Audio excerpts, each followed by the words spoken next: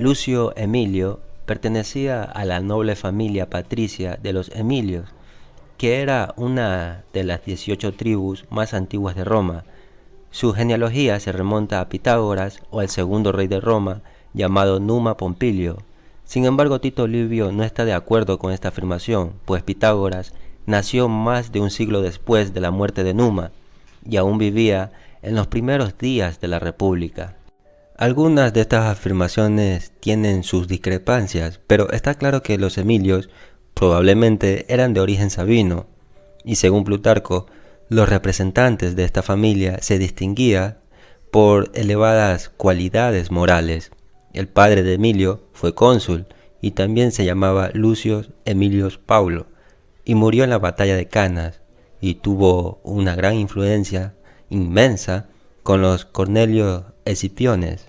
Así que Lucio Emilio tenía 12 o 13 años cuando su padre murió, y Plutarco nos informa que el comienzo de la carrera de Emilio Paulo no fue de manera tradicional, es decir, que Emilio no pronunciaba discursos en la corte y no trataba de ganarse el amor de la plebe con la ayuda de saludos cordiales y apretones de manos favorables. De esta manera, Lucio Emilio se da a conocer por primera vez en el triunvirato para la fundación de una colonia en Crotona, junto a Cneo Octavio y Cayo Letorio, y 2 años después, Paulo llega a ser edil curul, y según Plutarco, derrotó en las elecciones a otros 12 candidatos, cada uno de los cuales, como dicen, fue posteriormente cónsul. Al mismo tiempo, su colega era un pariente llamado Marco Emilio Lépido, y estos 2 Emilios condenaron a muchos traficantes de ganado, aparentemente por abuso de tierras públicas arrendadas, y utilizando el dinero recaudado por ellos, decoran el templo de Júpiter con escudos dorados. También se le atribuye la entrada de Lucio Emilio en el colegio sacerdotal de los augures. Después el Senado concedió a Paulo un cargo llamado imperio proconsular y lo envían a una de las provincias occidentales recién creadas, que era la Hispania Ulterior. Ahí comenzó una guerra con la tribu lusitana. En la batalla de Licon, Paulo sufrió una dura derrota. Su ejército perdió 6.000 hombres y ni siquiera pudo mantener el campamento.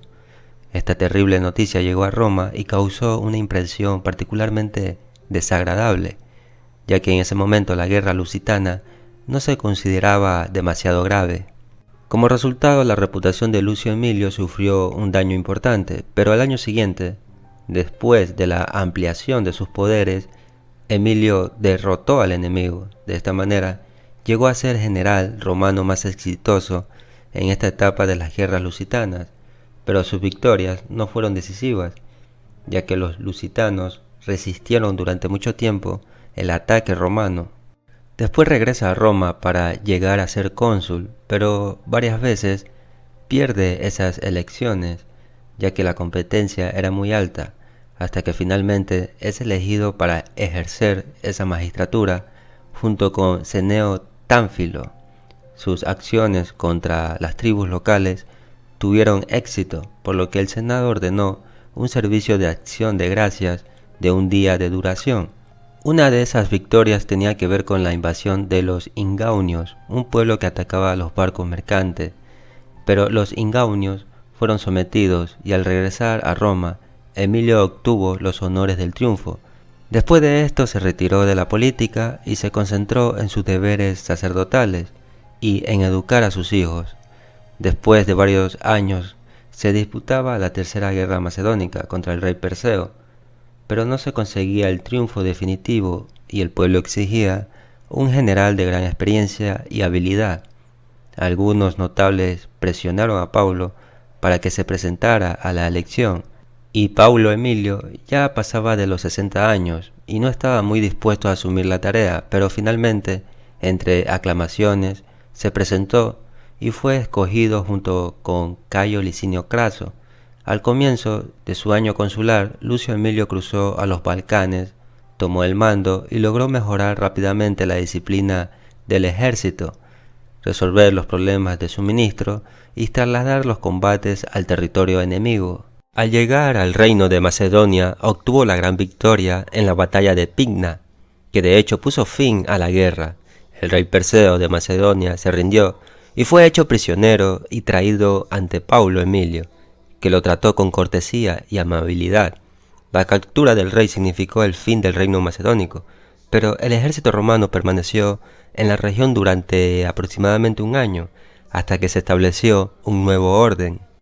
Después de cargar los tesoros del Palacio Real de Macedonia, se dirigió a Epiro, donde en contra de su voluntad ordenó el saqueo de varias ciudades, lo que resultó con la esclavitud de 150.000 personas, y así Epiro quedó completamente devastado.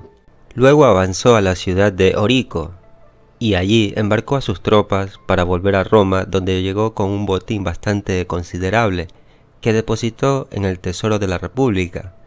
Pero parece que esto provocó la indignación de los soldados, porque querían más reparto, pero finalmente le fueron concedidos los honores de otro triunfo, y delante del carro triunfal de Paulo iba con sus hijos, Quinto Fabio Máximo Emiliano y Escipión Emiliano Africano el Joven, y el rey vencido. La celebración de estas victorias duró 3 días, sin embargo, la gloria del vencedor fue empañada por el infortunio familiar, ya que sus 2 hijos más jóvenes murieron, uno de ellos con 9 años, solo 5 días antes del triunfo, y el otro de 14 años, 3 días después. El primer matrimonio de Lucio Emilio fue con Papiria, hija del cónsul Cayo Papirio Masón. Se desconoce la fecha de este matrimonio. Papiria dio a luz a 2 hijos y 2 hijas. Luego se divorció y se casó con una segunda dama de nombre desconocido, con la que tuvo los 2 hijos que murieron y una hija llamada Emilia Tertia. Lucio Emilio dio a sus hijos mayores en adopción a otras familias patricias, y así Paulo entró en estrechas alianzas con las 3 familias patricias más nobles, los Fabios, Cornelios y Servilia.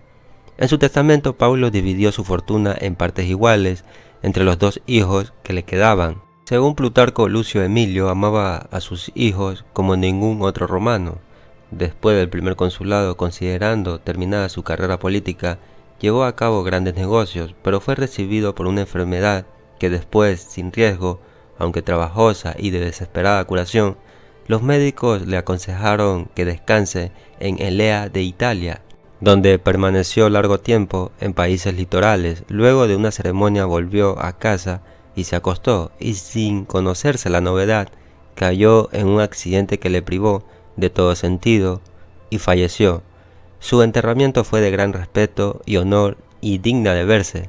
Estaban presentes los españoles, los ligures y los macedonios, donde lo aclamaban como salvador de la patria. En cuanto a las comparaciones, Plutarco escribe que estos 2 comandantes eran similares en su forma de pensar, y su destino fue feliz.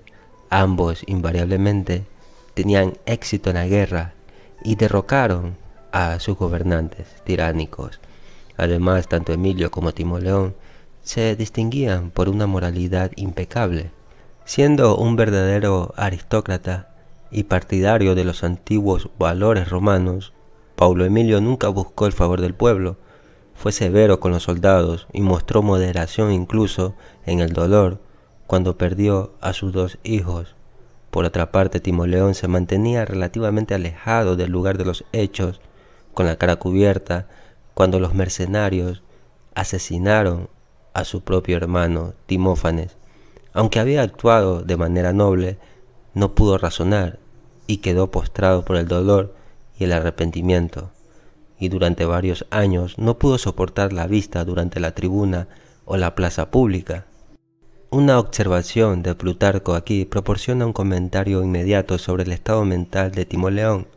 Lo que le hizo a su hermano fue detestable, ya que evidentemente se suponía que los dioses no permitirían que un simple fratricida prosperara como comandante general, pero los corintios más influyentes estaban dispuestos a confiar en Timoleón para librarse de la tiranía, y desde ahí en adelante la fortuna acompaña al general griego durante todas sus campañas para purgar su abatimiento.